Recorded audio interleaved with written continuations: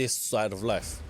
I always knew that the Matrix existed, and I always knew that the traditional systems and From the what age traditional... did you know? Say again? From what age did you know? I always knew. Okay. I just knew.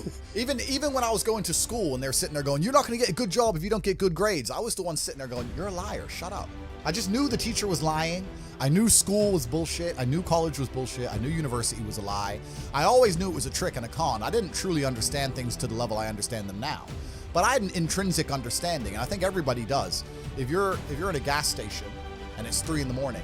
and a Lambo pulls up and a guy gets out of it, you're thinking criminal, drug dealer, gangster. Yeah. You're not thinking, he has a uni degree.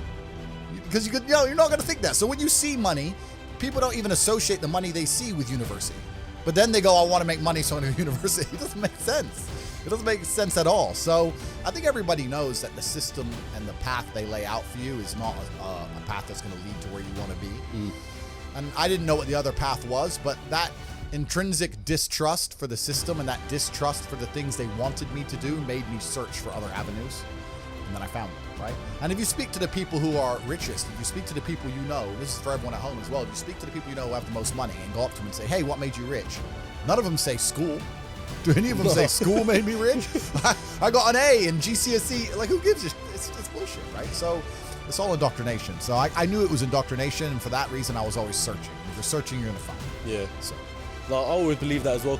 Growing up as well, I always thought that. Here was my theory. Yeah? I've got a theory of business studies. A lot of people thought I was full of and stuff. Yeah. Yep. But I want to kind of hear your opinion towards it. Yep. So I've done business studies in GCSE. In my opinion, the whole textbook, everything, the teacher, everything's full of shit.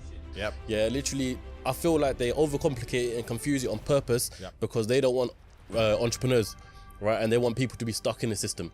People said I'm full of shit because of that. No, I know exactly what you're saying, but they teach you things that the problem is as well, it's difficult because the way that humans work and the way that we are, this car nearly crashes this car, doesn't slow his ass down till he wrecks it. Yeah. Like, this is just how people are, right? So you need that pain for the lesson to sting enough to really genuinely go inside of your mind. And it's the same with everything. It's the same with driving a car or business.